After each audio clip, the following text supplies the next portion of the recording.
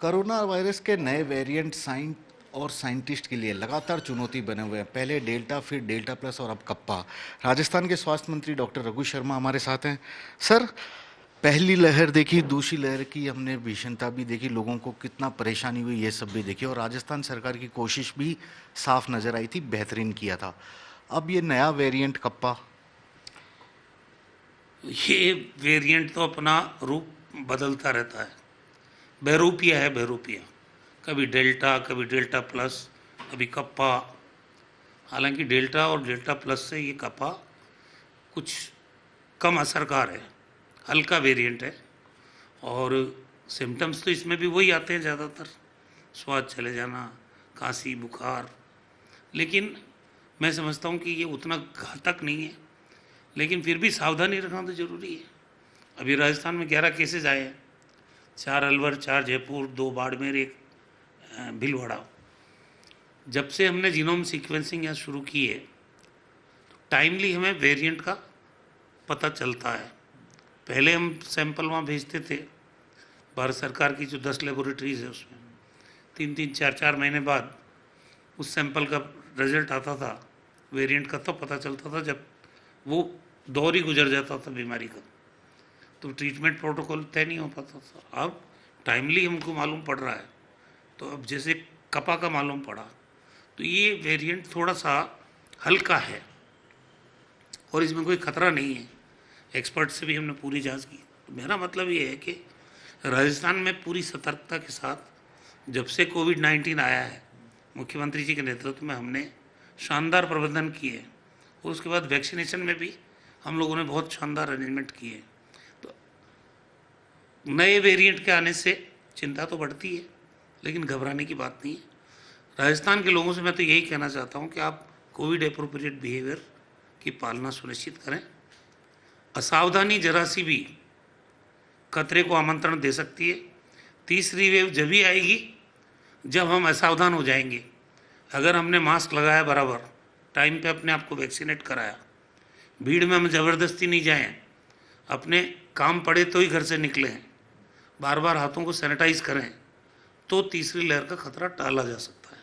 Sir, उत्तर पूर्वी राज्यों में देखा कोरोना वायरस के मामले लगातार बढ़ते जा रहे हैं। क्या आपको लग रहा है कि राजस्थान में कहीं ना कहीं, क्योंकि आपकी सरकार अनलॉक यहाँ पर कर चुकी है लोगों को राहत देने के लिए, लेकिन लापरवाही अभी भी बहुत सारी नजर आई है लोगों से, आप क्या कहना चाहेंगे? क्या ये इस तरह की लापरवाही तीसरी लहर को बुलावा नहीं देगी? सर, ये मानते हैं कि 600 केसेस हमारे एक्टिव रह गए, जहाँ 2,12,000 एक्टिव केस हो गए थे, बेड नहीं मिल रहे थे, ऑक्सीजन की मारामारी थी, और जिस ढंग से 2 महीने में 6,000 लोगों की मृत्यु हुई है। सेकंड जो हमारा वेव आई, फरवरी में क्या था? इसी तरह का वातावरण था, कोई केसेस नहीं थे। ये वेरिएंट अचानक अपना रंग बदलता, रूप दिखाता है, तो खतरा टला नहीं है। नॉर्थ ईस्ट की बात आप कर रहे हो, तो इसीलिए बार बार कह रहे हैं कि आम आदमी की जो असावधानी है वो कभी भी खतरे के रूप में तब्दील हो सकती है, इसलिए सावधानी नहीं छोड़नी। सर, हमने देखा राजस्थान सरकार ने भी कोरोना काल में बहुत सारे चिकित्सा उपकरण खरीदे, अपने अस्पतालों को अपग्रेडेड किया ताकि पूरी तरह हम लोग इससे लड़ने में सुरक्षित रह सकें। लेकिन अब इन सब का किस तरह से यूटिलाइजेशन होगा? क्योंकि ऐसा बार बार ऑपोजिशन भी आरोप लगा रहे हैं कि आपने वेंटिलेटर खरीद लिए, पड़े पड़े खराब हो रहे हैं। विपक्ष का काम सिर्फ आरोप लगाना है। कभी वो कहते हैं, जिम्मेदार पदों पे बैठे हुए लोग, कि आप 11.5 लाख डोज बर्बाद कर दी राजस्थान ने। हमने आंकड़े कल WHO ने और भारत सरकार ने जारी किए हैं। राजस्थान तो उन राज्यों में है जिन्होंने जितनी डोज मिली उससे ज़्यादा डोज लगाई है हमने। तो कहाँ गई वो 11.5 लाख डोजेस? तो फर्जी बातें करने से कोई मतलब नहीं। भारतीय जनता पार्टी सच्चाई से रूबरू होनी चाहिए, उनको सच्चाई का पता होना चाहिए। भारत सरकार ही आंकड़े जारी कर रही है, उसमें हमारा 0 वेस्टेज है, बल्कि जितना मिला है उससे ज़्यादा लगा दिया। अब वेंटिलेटर्स की बात कर रहे हैं बार बार, वेंटिलेटर्स दिए किसने हैं, खरीदे किसने हैं? जब हमने कहा बार बार कि 1900 वेंटिलेटर भारत सरकार ने दिए हैं, जिस कंपनी ने दिए हैं क्या उसके इंजीनियर्स आए हैं यहाँ उनको इंस्टॉल करने के लिए? उनमें जो तकनीकी खराबियाँ हैं उनको कौन देखेगा? आज हम एसी खरीदते हैं, टीवी खरीदते हैं, फ्रिज खरीदते हैं, वारंटी होती है 2 साल की, 3 साल की, उसी कंपनी का इंजीनियर आके चेक करता है, लगा के जाता है।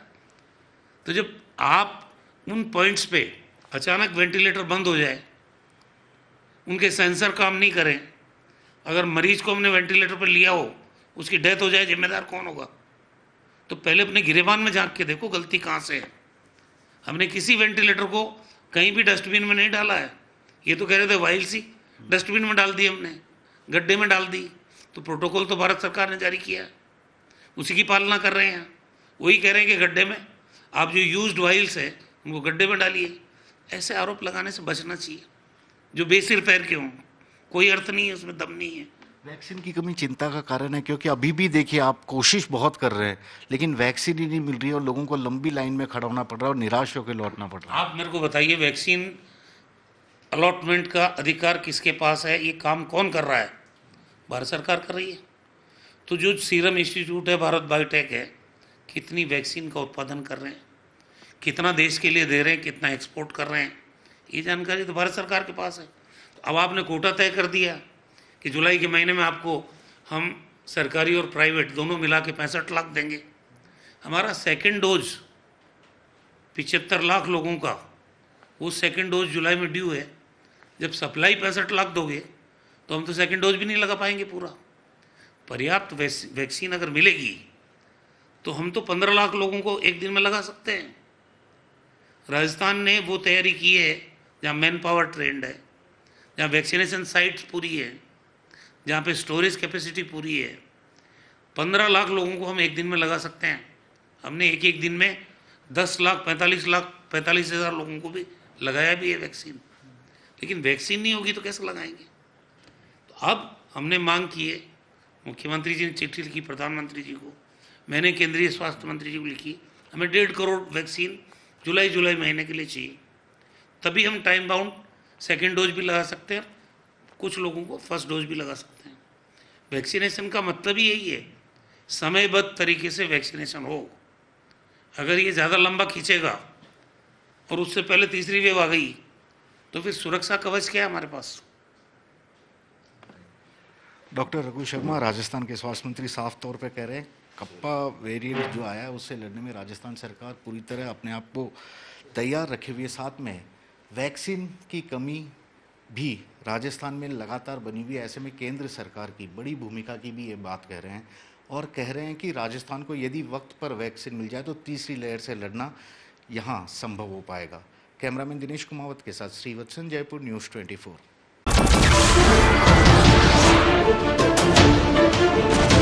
नमस्कार, मैं हूं मानक गुप्ता। अगर आपको हमारा ये वीडियो पसंद आया हो तो इसे लाइक और शेयर जरूर करें और हाँ, हमें सब्सक्राइब और फॉलो करना ना भूलें ताकि आप देश और दुनिया की कोई खबर मिस ना करें। तो जुड़े रहिए हमारे साथ और देखते रहिए न्यूज़ 24।